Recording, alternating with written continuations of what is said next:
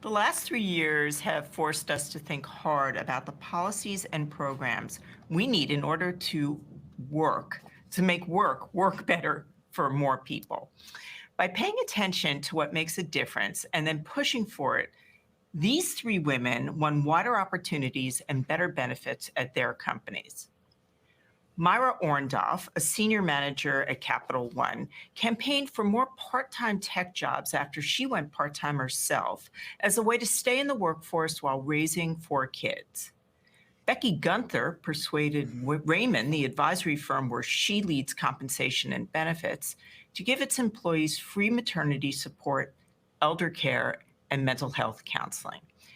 And Stephanie LeBlanc, who leads Google's global programming for women of color, launched an annual summit that's furthered the company's retention and professional development goals. What can we learn from their success? And how can you follow their lead? I've got a million questions. And if you have a question about how they achieved what they did and how to replicate their success, type it into Ask the Speaker. In the last 15 minutes of the session, I'll direct some of those questions to them. Welcome, Stephanie, Myra, and Becky. Hello. Great to be here today. Hi, everyone. Great to see you. Myra, let's start with you. Back in 2020, you were struggling to meet the demands of your job in analytics while raising 4 kids. So your boss at Capital One turned your full-time job into a part-time one.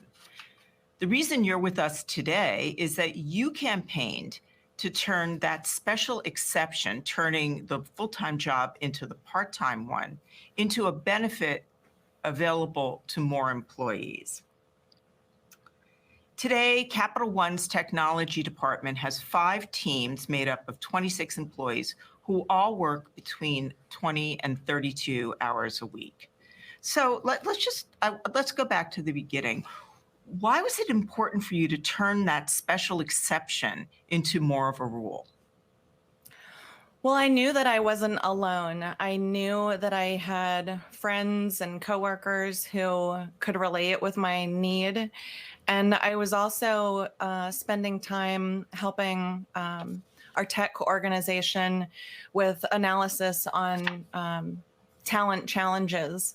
And so I was familiar with all the statistics about how many people in the workforce really had the appetite to cut back. So I thought, hey, if I have this need and if this will help me stay in the workforce, we really need to build it and make it more readily available for everyone. So then talk about the kinds of benefits that you've seen both personally for employees and for the organization with this benefit. So when I first went part-time, I was shocked that it was even a possibility. It was just such a foreign concept. And it was a little bit challenging at first to figure out, how do I exist as a part-timer when everyone else is working 40 hours a week? So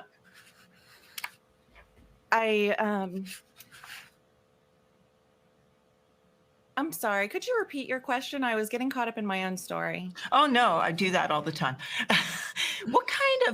How has this change, this new benefit, helped you? How's it helped the employees, and how's it helped the company? It's a 3-part question. Yeah, so personally, I really fell in love with the model because I felt just so grateful to be able to stay in my career and so empowered to prioritize in a way that I probably should have been doing all along in my own career. And prioritizing and doing the most important things and just getting that satisfaction out of work, but still having some emotional energy left for my family. And so as we launched the program, we have seen that associates in the program experience those same benefits. So our scores on surveys compare well across the board. Not only do part-time employees feel a higher sense of well-being and lower burnout, but they also feel more excited when they come to work and more focused and have just better productivity.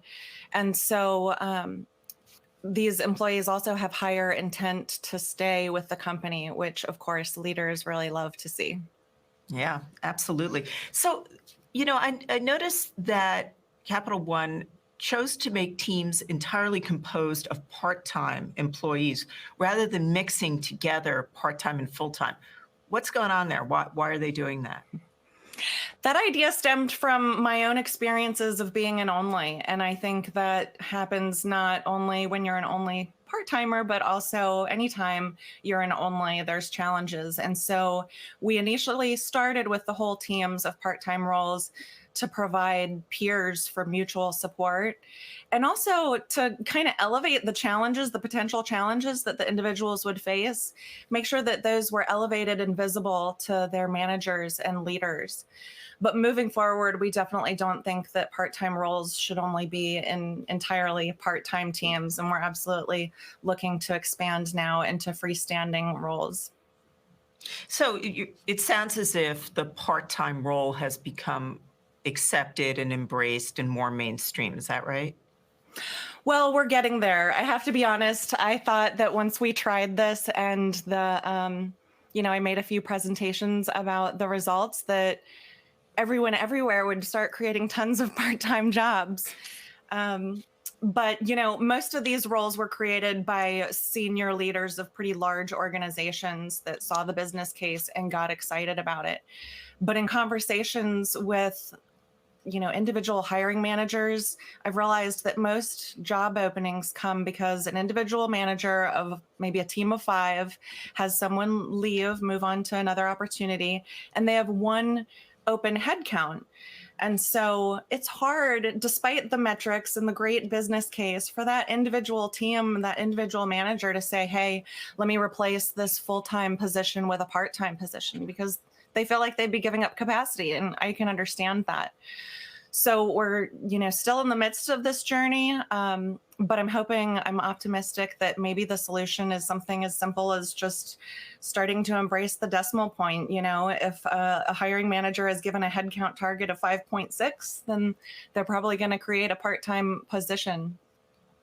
So we're in the midst of that journey. But my takeaway is to always, no matter how much you think your business case is a no-brainer, prioritize working through the use case with the people on the ground that on a day-to-day basis are going to be implementing and scaling what you're driving. Okay, I want a t-shirt that says embrace the decimal point. Okay. So just talk us through how you made this happen. Where'd you start? How'd you make the case? Talk about that. Okay. So, I was terrified because I knew that I was proposing something that was just totally not done. And in some people's eyes, it's just no big deal. This is a small change. But in other people's eyes, it's like, this is a really different way of doing business and managing a workforce. So I was asking for very small things. I was emailing and giving a very brief summary of the idea and just asking for a meeting to discuss the idea. With my own leadership chain, I just shared the idea and said, are you comfortable with me spending a little bit of time, developing this business case? And who else should I talk to? And what do you think I should include in the business case? And then I started cold calling executives across the company and just really trying over and over again to share the idea. Capital One, fortunately, is a place that really loves new ideas and wants new ideas, and is willing to try new things. So we formed a coalition once I found a couple of senior leaders that were really interested in giving it a try. We started just bringing people together and partners and other leaders, and found organizations and leaders that were willing to try it within their own teams. We didn't have a centralized budget to say, hey, here, this program will pay for all these new part-time teams. We had to have leaders that were willing to use their own labor budgets to try something new. So they, tried it. We said, hey, this is how we're going to decide if this is a success or not, how we're going to measure things. And now, we're about a year and a half into it, and things are going really well. And we're just trying to figure out how to grow it, improve it, and influence the rest of corporate America as well. And so was it smooth sailing? Did you meet any resistance? Definitely not smooth sailing. I always think about this, how much emotional energy it takes to drive change. I mean, by definition, when you're driving change, you're going to be swimming against a current. And there's so many forces that push us and pull us in so many directions. So it's hard creating momentum in the direction that you want to go.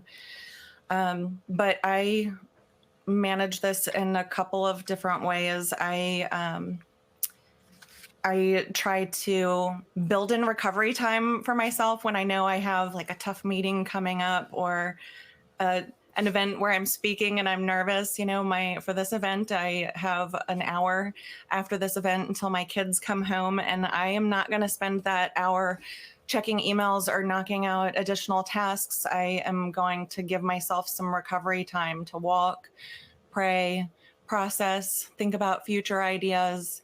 And then I also try to play my whole movie. So our brains are so negatively biased, and we have a recency bias, and it's so easy to let our brains replay things that haven't gone how we wanted.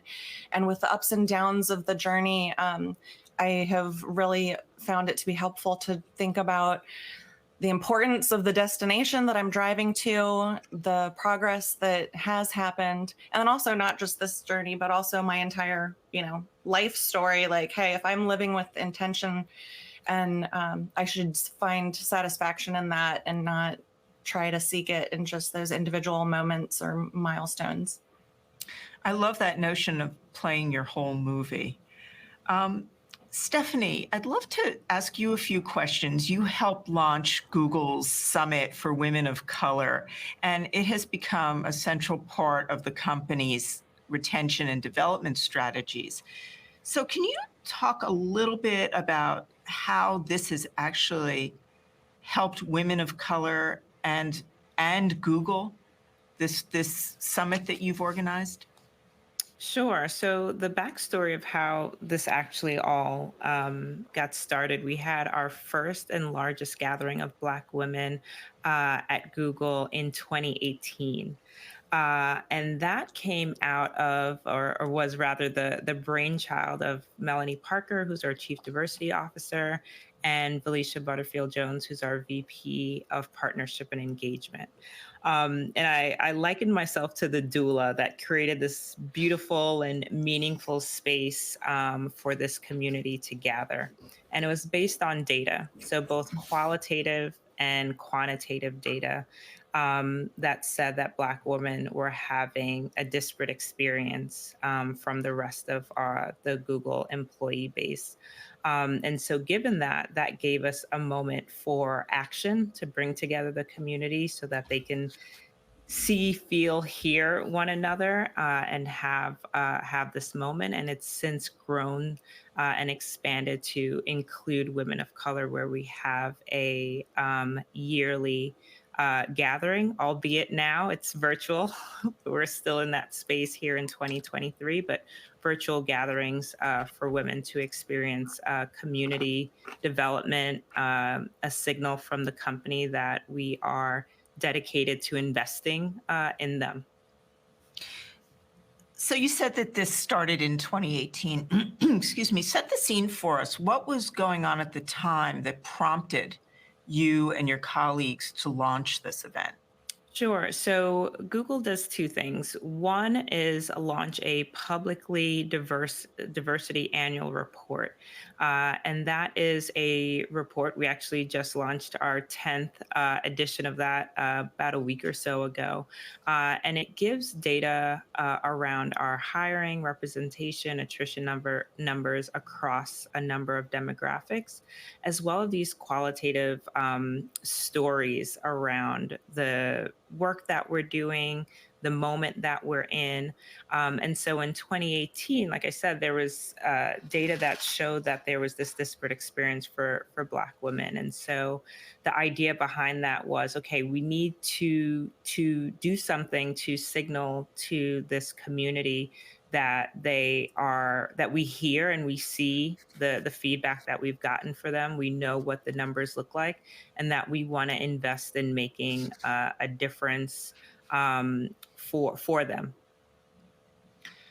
So before I ask you a next question, I just want to remind our audience to post their questions in the box that we keep pointing to. You keep talking about data, and that's no surprise. This is Google after all. But what can our audience members take from this? What if they don't work at organizations with the kind of data generating and gathering muscle that Google has? What can they do that has the rigor of that data-driven approach that you used? Yeah, I think one, there are so many organizations like HBR that puts out survey results, reports, various studies that give a general sense of where differing communities stand, what the state of the union is for those communities. So I think that's one body of work that can inform the way in which companies show up for their employees. And then two, employees will share how they feel and the experiences that they have if they're asked, and if they feel like what they say will be acted upon. And so, what I would say to organizations is, if you want to go down this space where you really want to invest in your employees and make change based on what they are feeling, based on culture of the organization that they're in, one, believe them when they share their Mhm. experiences. Don't look for the way out or to explain it away. Believe the experiences that they share and really stick to a commitment to making change based on what you've heard.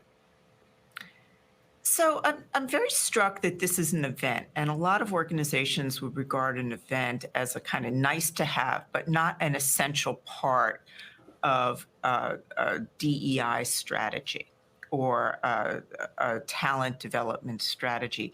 How did you win buy-in for this? Sure. So I think the important thing for folks to realize is that events are not meant to be a standalone or performative notion Mhm. for the communities or for organizations. It has to be lock armed with the systemic change that's happening in all of the moments of the employee cycle. So, from the moment that they are recruited to career progression, and then even how they leave a company.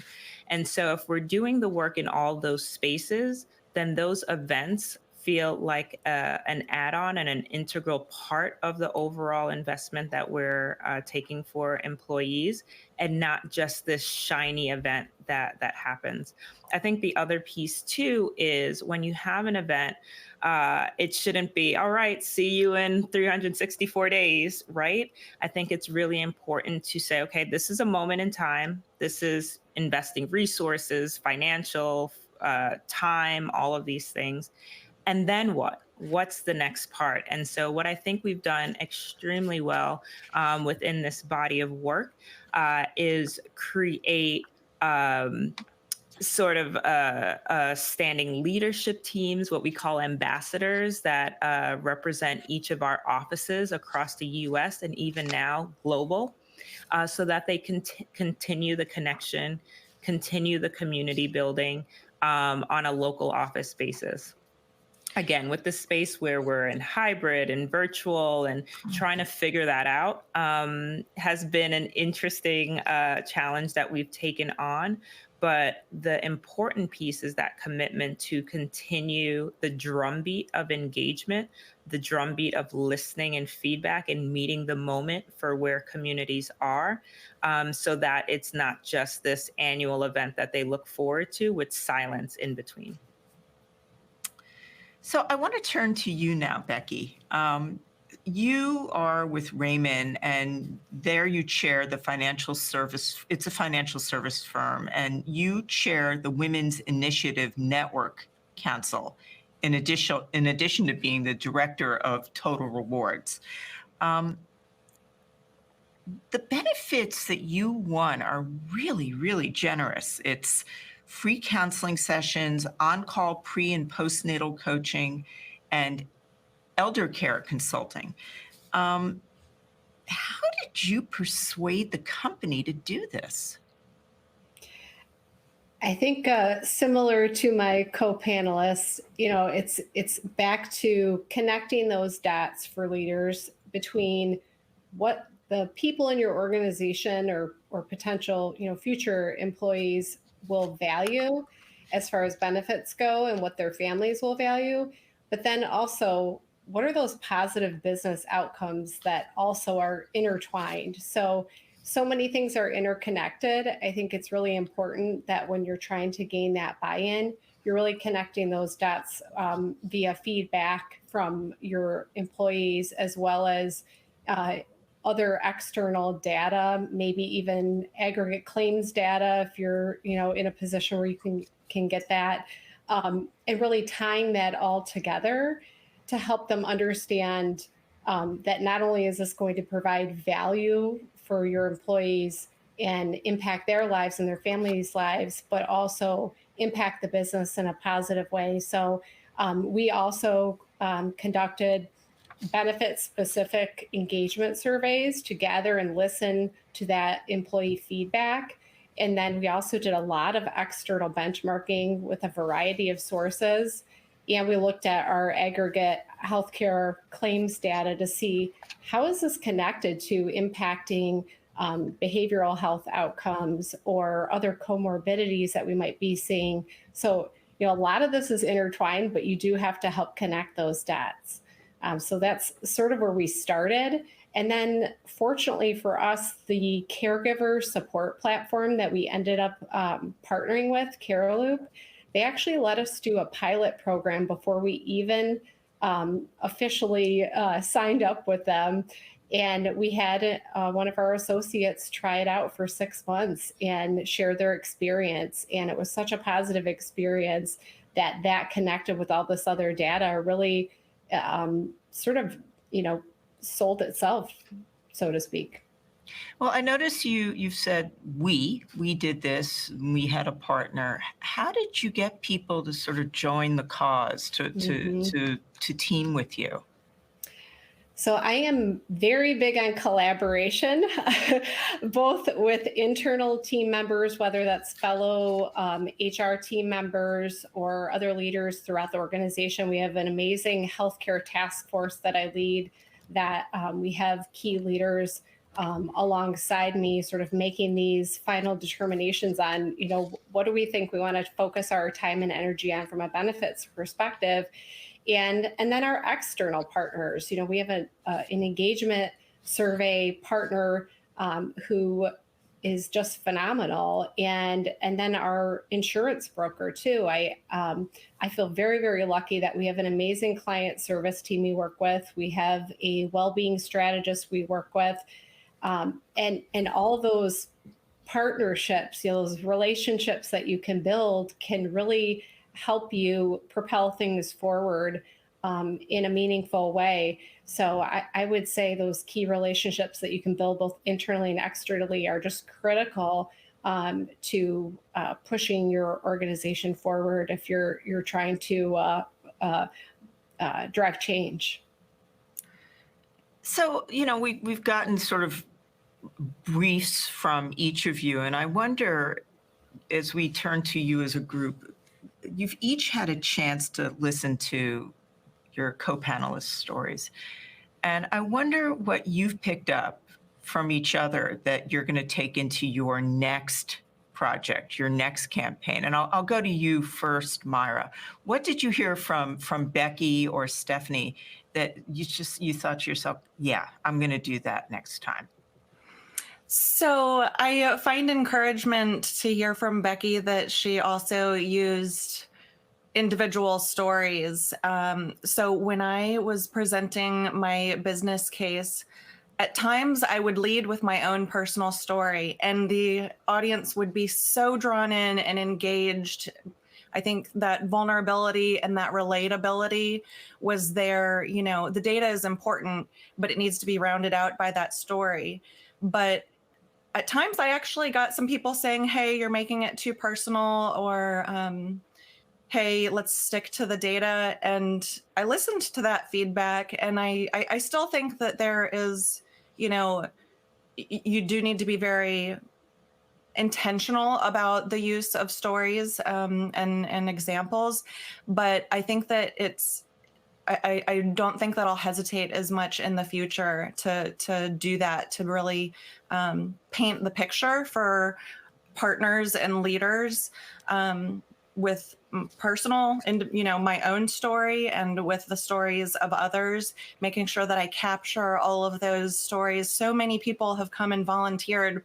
Part-time program participants will send me testimonials. It's such a blessing to have firsthand, you know, knowledge and visibility into the impact of the program, and really featuring those stories alongside just the numbers, because it really helps people get their minds around the benefits and the reality much more quickly. Stephanie, what about you? What did you hear? Yeah, well, first I want to second the importance of the qualitative and quantitative data being integrated, because what we often hear is you hear the story and then you're like, well, what does the data say? And then you hear the data and then people will say, okay, well, give me more. I need to understand the people behind the data. And so I love the fact of having, being intentional about the storytelling, but being able to have both to quiet the critics, or depending on whatever their area of interest is, to bring both, to really give this holistic and visual view of what the challenges are, what the opportunity is that you're looking to go after. I think for me, what Myra said that resonated with me the most was around frontline managers and leadership and bridging that gap. I think without a doubt, when we talk about these topics around parenting, caregiving, women's issues, DEI, I think from high level leadership, right, we get their buy-in. They are totally sold in on whatever programs or initiatives that would most benefit the community. I think the tension that we then experience is then the frontline manager who has the one head count for a limited number of resources already on their team. How do they embrace a program or initiative like the one that Myra was talking about, where it's not a full-time employee? And so the imperative that I bring from that is that we need to invest in our managers so that they can meet the needs of their direct reports, and that there can be way making for them to be as supportive as they would like to be for these programs and initiatives that, you know, can negatively impact or just cause strain that may already exist on their team. So finding and doing the legwork on how we make it work for the frontline manager, I think is a critical piece to align with what we already know our high level leadership wants in terms of investing in our communities. And what about you, Becky? This is hard because you've already followed. No, Myra. I think something Stephanie said really resonated with me, and that was, you know, it's great if you can get that buy-in and implement that benefit or that event, but then what, right? How do you continue it and continue connecting those dots behind, say, the event, right? What impact does it have on everything else? It's not just this great party you threw, right? So that really stuck with me, especially as I'm looking to determine sort of additional strategy around our women's initiative. You know, it's not just about that one-time event. You know, how you connect all the pieces together is so critical. And the what's next, right? Not just resting on your laurels after you get the buy-in, you know, continuing to move forward.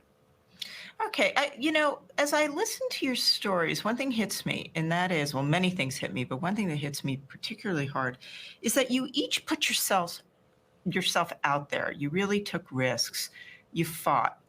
And I wonder if you thought about the social capital you needed to win these programs, to win these benefits, and how you think about amassing and spending social capital today.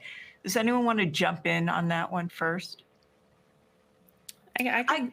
Go ahead, Stephanie. One thing that our chief diversity over often says is that she's a contributor and a consumer of the work. And I hear that in each of the stories that we've shared here today, where, we fight fiercely and are so dedicated to the work. And people pick up on that, which I think also then serves as a magnet for them to want to get involved because they see the passion that we have and the fortitude to navigate through roadblocks. And I think the general human consensus is that people want to help. And especially if they can see the passion and the engagement that you have and like what the outcomes and the benefits are, they're willing to use their social capital often to make connections, get meetings on calendars with certain folks, or add their name as a supporter or an ally in this. And so I think that's the way in which I've used social capital, and just sharing my story and talking through what the benefits are, again, on the qualitative and quantitative front, and getting people kind of caught up in a good way to also be invested in moving a thing forward. Anyone else? Myra, you were going to jump in, weren't you? Yeah, so I was just going to offer that I think one thing, I have been the beneficiary of a culture that was already just very open to and encouraging to say, hey, when you have ideas, raise them. But also, I think that I have really tried to make sure to be familiar and maintain a familiarity of the needs of the leaders and partners that I was trying to work with. So, we talk about the business case like it's a singular thing, but I've redone this business case, made, 50 versions of it, adjusting for the audience and then adjusting over time, because that's, it's complicated by the fact that everybody's priorities are constantly shifting. And so I spend a lot of time on that, investing in maintaining awareness of my partners and leaders' priorities. So I think when you're delivering somebody a solution to their own need, it doesn't feel like you're spending social capital. But when you are asking for someone to, maybe lend their name or their voice to your cause, I think that it really helps if you make it clear why you are asking for them to lend their voice, because they are uniquely positioned. There are specific reasons. Maybe there's some benefits to them that you can highlight as well, but people really appreciate it when you just express intentionality and thoughtfulness about how you are asking for them to spend their time. Becky, you want to jump in? I would just tack on kind of to something Myra just said, around understanding what's important to, your leaders. And then also, it's, I think, easier to use your social capital when you also understand what's important to your associates or your employees. And to me, similarly, I am fortunate to work for an organization where I'm not often told, no, you can't do that. You might have the response of, well, not yet, or not right now. But it's nice because, then you build those relationships, and over time, you have a respect from those individuals that they know you're not going to just present something just because, right? They understand that, you've shown that you have that data, that both qualitative and quantitative, and that you wouldn't put something in front of them if you didn't really believe in it, and have others who are passionate about it as well. And before we go to the audience questions, and we have a bunch of really good ones, I want to follow up on something that you said, Becky, about what Stephanie said. And that is, Stephanie, how are you connecting the dots between the event, which I think recently took place, and your programming for the rest of the year? Sure. So yeah, we took advantage of Women's History Month and made long form programming throughout the month, not just on International Women's History Day. And this year we really focused on meeting the moment, right? We're a couple of years out of the pandemic, the racial reckoning. We're in now a space of economic, political, societal changes and shifts. And so we really wanted to just give a space for women to just be in community with one another, breathe for a moment, and talk about resilience and well-being in the face of what feels like daily attacks on our way of living and being. And so that was really the focus for this year. And again, like I shared, we have these wonderful group of volunteers across our global offices who raised their hand to continue the charge. And so we've set up a structure that allows them to act on programming throughout the year under pillars of either professional or personal development or community building. And so within that framework, they can then meet the needs specific to that region and really localize it. The important piece of this is not to be a catch-all, especially when we use the term women of color, that sometimes can cause a tension of its own, that we're trying to, just put everyone under one umbrella. And we know that that term is not a monolith. And then even with within each distinction, that each community is not a monolith. And so what this long form programming allows us to do is on a local level, be able to meet the needs of what the makeup, whether that's demographic or even what the lived experiences are for that particular community. So it's not only this like central top down pushing out of programming for our tentpole events, but that we have really curated and specific moments that happen throughout the year for those communities based on where they are and the experiences that they're having there. That's great. Thank you for that. Now I really would love to turn to the audience questions, because there's some really good ones here. And I'm going to start with one that's for you, Myra. It goes like this. I'm in a situation where I would love to create a role that doesn't exist now that would totally rock the status quo. What did that conversation and process look like for you? And what obstacles were you able to overcome? Okay. That's a really good question. So that process looked like initially me thinking of what's in it for my boss. So I knew that I was intimately familiar with my needs. But I'm sorry, because in my story, we talked about how my manager had offered a part-time role for me in one instance, but I've had 2 times in my career where I almost left the workforce because I needed to come back. One time my manager offered it, and that was when I didn't know about it, and it was amazing, and I fell in love with it. But the next time when I asked for it, my manager was totally unfamiliar with it and not so friendly to it. So I thought about what would be the benefits to him. And then I also outlined, hey, how is this going to impact the people that I work with? How is this going to play out in various aspects of our corporate life, performance management, those types of things. And then I proposed a trial period. So, it's me always trying to think of how can I make this the easiest possible for them to say yes.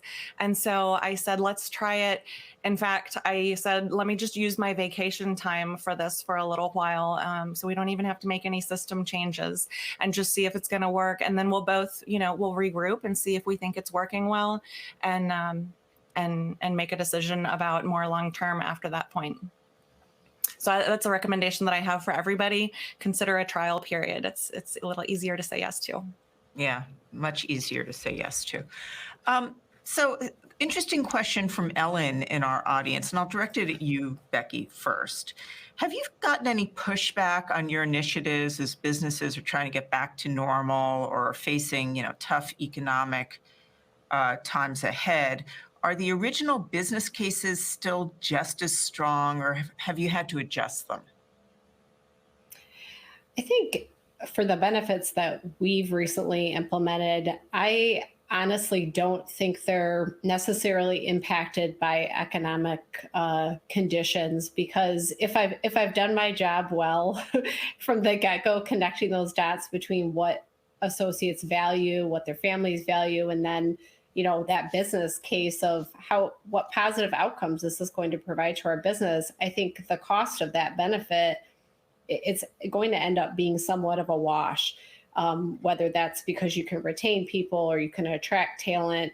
We're always going to have a need for attracting and retaining great talent. That's not going to go away, even if there's a recession. But I will say, and I think it was Myra who pointed this out, is you might have to tweak and change along the way in terms of, evaluating whether or not that benefit is still a fit for your organization today, as it was, last year or 2 years ago. So I think it's important that you're continuing to measure the impacts of that benefit. And is it something your people still value? Because we're in a world of rapid change right now, and their needs might change also.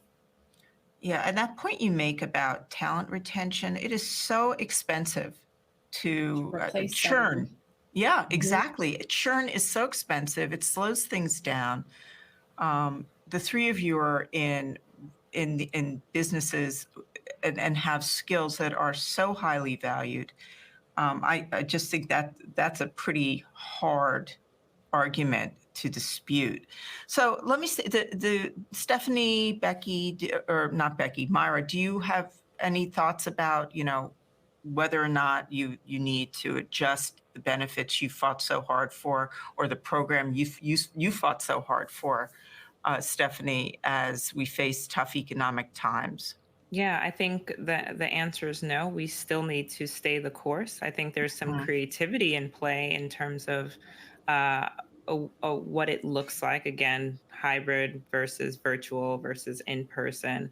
But in this economic moment, we need to retain the talent that we have, and so this is one of those important levers to do this. I consistently hear folks talking about the first summits that we had back in 2018 and 2019. To this day, they still have it.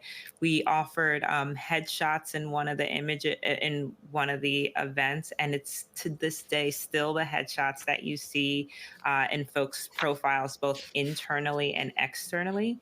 And so the lasting effects that these types of events have on folks wanting to stay within the company, to continue to have those moments, to have a space specifically for them. Here's the truth, right? Many historically excluded folks don't get to feel seen, heard, or valued within their core working group, whether that's with their manager or with their team. But if organizations and companies can create those spaces, whether that's through ERGs, with the community groups, or events, this is a lever where folks can still have moments of true authenticity, where they may not feel like they can have it within their core working space. And so having that balance is incredibly important to retaining high value talent that has been historically excluded.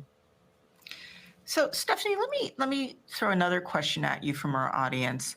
Can you speak to how Google and your colleagues and peers are working to fix the broken rung that disproportionately affects women of color from being promoted from individual contributor roles to manager roles? Yeah, so we have a number of programs and initiatives that come out of either the inclusion team, also people development, which is responsible for our learning and development initiatives. Again, we all get to see our diversity annual report. That's public information. We also have an internal employee sentiment survey, which also is a key lever to inform where we spend our time and our investment as again within that employee life cycle to address which parts of our overall employee community are having disparate experiences in their career progression, whether it's going from IC to manager, from manager to director, and so forth.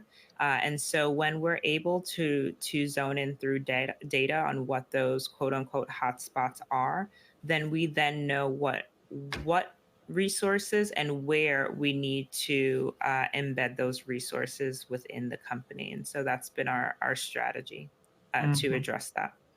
Mm-hmm. And now a question for you, Myra, also from our audience. How did you balance pushing for your cause when advocating for this enormous change you won while not coming across as too pushy? Yeah, that's a tough one. So I, by nature, am not pushy. So I was told, even I think when I was 5 years old, by my father that I was a diplomat. So I do tend to really, I'm an extrovert. I really converse with people, connect with people, and then I rely on that. I rely on those connections to navigate my career, navigate, the agenda that I have either set before me, directives from my bosses, or the agenda that I've developed as my own personal agenda.